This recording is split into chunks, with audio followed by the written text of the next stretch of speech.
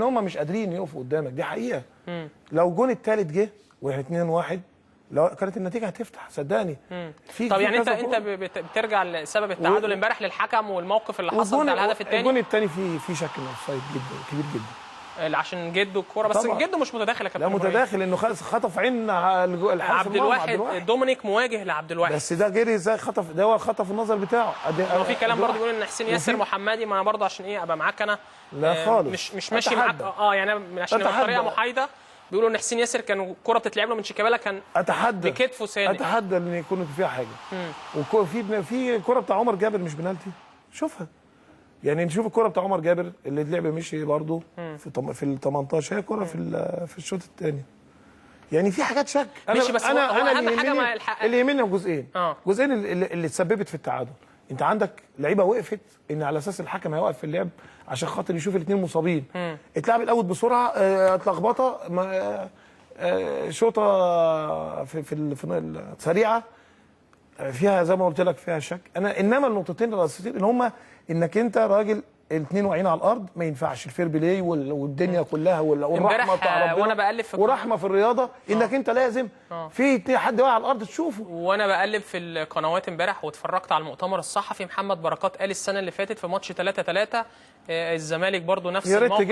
يا ريت تجيبها كره اتشاطت في وش بركات كان بره الملعب، كان على الخط هناك ناحيه الدرجه الثانيه، كان بره الملعب او الدرجه الثالثه، والكره جت في وشه وبعدين راحت لمحمد الشافي وما شافوش وسريعه ومشيت. انما انت عندك اثنين لعيبه واقعين على الارض، واحد مطلع الكره بره عشان تشوف عشان يتعالج.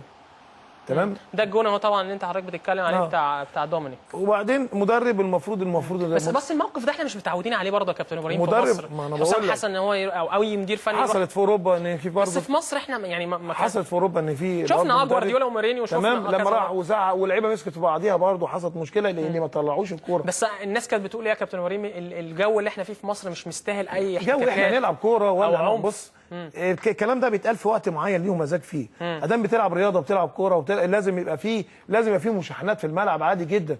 وحسام مش رايح يتخانق، حسام رايح بيقول له الكوره دي بتاعت السنه اللي فاتت بتاعت بركات ممكن ترجعها تاني يا بيومي بعد اذنك. اهي هي دي اللي اتكلم عليها محمد بركات وقال ان يعني حصلت نفس الموقف والزمالك ما وقفش. طب فين الفير بلاي؟ هي محمد بركات واقع هناك جوه عند لا يعني ده الخط يا كابتن قدام اللاينز مان تمام. والكره سريعه، الكره ماشيه يعني مش مثلا واللي اتلعبت بسرعه ومحدش واخد باله مش شايف ايه اللي حصل.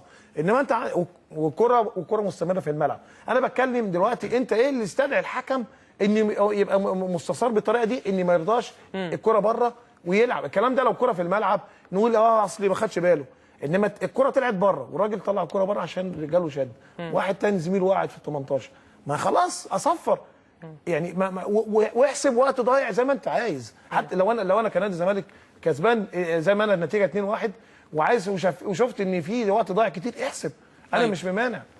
انما القصه دي غير دي خالص. اللعب شغال والكره احنا اول احسن يعني اكتر لعيبه في الفرقه كلها اللي موجوده في مصر. يبقى احنا متعادلين او احنا خسرانين بتلاقي شيكابالا طلع كرة بره اللعيبه مش عارف دي مين مطلع. ما عندناش حته اللوم ولا حته الحته. بص العب ازاي يعني العب ازاي يعني الحكم دوت مش حكم ده اوروبي هولندي يعني اوروبي يعني راجل عارفين يعني ايه لازم البني ادم يبقى ليه سعر يعني. ما فيش كده خالص بتحصل. اتحداك يحصل في هولندا كده، اتحداك ان يحصل في هولندا اثنين لعيبه قاعدين ويحصل كده. اللعيبه وقفت على ان اللعب ان في اثنين هيتعالجوا. ما ينفعش كابتن ابراهيم قبل ما تتعادلش معايا سرقه. ما تاخدش نقطه مني سرقه. خدها بكوره، خدها باحترام. حسام حسن وابراهيم حسن بعد ماتش المصري اشتغلوا ازاي قبل ماتش الاهلي معنويا مع اللعيبه؟ يعني انا او كلنا كنا متوقعين ان الزمالك بعد ماتش المصري هينهار من الناحيه المعنويه ويبقى في احباط. عملتوا ايه في الثلاث اربع ايام دول؟ معانا ما يحصلش الكلام ده. معانا حسام والله الحمد ما يحصلش الكلام ده لان احنا واثقين في اللعيبه قوي، مجموعه اللعيبه اللي معانا وهم واثقين فينا جامد جدا. والكلمه اللي احنا بنقولها لهم والحسام بيقولها لهم بيبقوا واثقين فيها وعارفين ان احنا ما بنضحكش عليهم. عارفين ان احنا بنقول لهم انتوا احسن لعيبه في مصر وانتوا النادي الوحيد اللي واقف على رجليه والنادي اللي تعب طول السنه. والناس ديت مع احترامي ليهم الفريق المنافس انت بتواجهه وانت احسن منه. وانت اللي راكب الدوري 25 اسبوع او 26 او 25 اسبوع. فانت معنى كده ان انت راجل جدير انك انت تكسب وجدير انك تنزل. وانت حته الخبرات اللي موجوده الفرق اللي بينك وبينه انت متفوق عليه بدنيا لان انت لعيب صغير وعندك الدافع وعندك الحافز انك انت عايز تحقق بطوله. فانت انزل وتحرر، والضغط اللي عليك مش محتاجين غير انك تلعب. حسام قال لهم وانا قلت الكلام دوت، انك العب الكره بتاعتك الجميله، طلع مجهودك، طلع انت الحاجات اللي بتستمتع بيها، وما تحطش نفسك تحت ضغط. وربنا احنا ده عشان احنا تعبنا، اكيد ربنا هيكافئنا، لان انت ما ينفعش ان انت بتكافح وممكن يعني في حاجات لكن انتوا راضيين يا كابتن عن اداء اللعيبه امبارح؟ راضيين تماما. يعني بعض الحاجات بس انا مش قادر يعني مش قادر اقول للعيب ان انت مثلا متعور، واقول بعض الخبراء بعد المباراه امبارح في القنوات قال لك ان حملوا حسام حسن ان الثلث ساعه او ال 15 دقيقه الاخيره ان تغيير شيكابالا وتغيير احمد جعفر ونزول واحد زي عوديه مش من اللعيبه اللي هم يعني دريبلر او بيمسك كره تحت رجليه، محتاج مثلا اوفر من الحاجات دي. قال لك ان حسام هو اللي ضغط نادي الزمالك. اولا دكه الاحتياط اللي معانا كان في عوديه وفي علاء علي وفي حسام عرفات وفي احمد توفيق وفي هاني سعيد وفي جنش حارس المرمى. تمام. اول تغيير كان المفروض احنا الشوط الثاني عادي تكتيك عادي. في المفروض كسبان 2-1، عايز تقفل نص الملعب نص الملعب وفي لعيبه عندها لياقه بدنيه، وعندك قدام شيكابالا وعندك جعفر وعندك حسين. طبيعي جدا، 3 لعيبه مميزين جدا في الحته الهجوميه بس وشغالين كويس ما شاء الله. فانت بتقفل نص الملعب. حته ممكن بتلعب بليبرو بهاني، ممكن ترجعه ليبرو ديت، مش لازم ارجعه ليبرو صريح. الراجل كان بيلعب في ليبرو نص الملعب وفي نفس الوقت مع الديفنس بالظبط. فده تغيير تكتيكي وده ماشي كويس، والتغيير كان ماشي كله كويس. التغيير الثاني جعفر، لو كان الزمالك كسب الماتش كان هيتكلموا في النقطه دي؟ لا بص، ما كانش هيدوك حقك نمره واحد.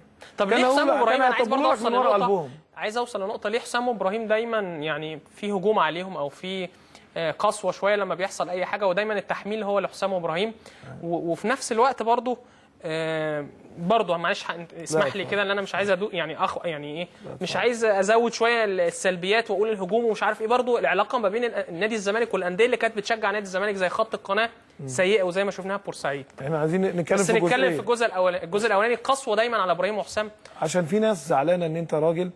انا وحسام يعني بنحب شغلنا، عندنا ضمير، ما بعرفش نافق، ما بنعرفش نتصل بصحفينا نلمهم. الصحفي اللي اتصل بيا بياخد سؤال بتكلم معاه باحترام، ما اعرفش ان انا اجامله، ما اعرفش فيه. انت عارف معظم الصحفيين عارفين، في صحفيين في كل مجال، في ناس محترمه وفي ناس بتلعب على الوجوه والوشوش، وناس بتحب انك انت كلمه كويسه، تليفون كويس، هديه كويسه. احنا مش بتاع ده ولا ده ولا ده، احنا بنتكلم باحترام مع الناس. الصحفيين المحترمين وهم عارفين نفسهم بيتعاملوا معانا كويس، مجموعه محترمين من دون ذكر اسامي، عارفين. احنا كمان ما بنعممش، يعني بنقول ان انت بتتكلم على جزئيه معينه في اي مجال، في كل حته. ما احنا في موظف محترم وفي موظف مرتشي، وفي رياضي محترم وفي رياضي مرتشي ما عندوش ضمير، وفي مدرب بيقبل رشاوي من اللعيبه، وفي مدرب بيحترم نفسه. تمام. وفي مدير كوره بياخد عمولات على اللعيبه بتاعته، وفي مدير كوره بيعرف ربنا وعارف شغله ايه، وفي رئيس نادي بيبيع النادي بتاعه عشان خاطر مجاملات لنادي تاني، وفي رئيس نادي بيشتغل بما يرضي الله. يعني انا بتكلم، وفي رئيس جمهوريه تقصد حد معين، وفي رئيس جمهوريه. انا بتكلم عامه، في رئيس بلد بيبقى محترم، وفي رئيس بلد تاني مش محترم. عامه في كل الانماط، في المجالات. يعني انا بتكلم يعني تمام. فاحنا بنشتغل بضمير. في ناس كارهه نجاح حسام ابراهيم، في ناس ليه ازاي الناس دي ربنا راضي عليهم من غير ما لف ولا دوران ولا نفاق ولا اتصالات ولا تليفونات، بيشتغلوا. ربنا بيفتح لك شغل وضمير، يعني على مستوى احنا لعيبه ربنا كتب لنا ان احنا اكتر بطولات، اكتر انجازات، لعبنا في اعلى مستويات.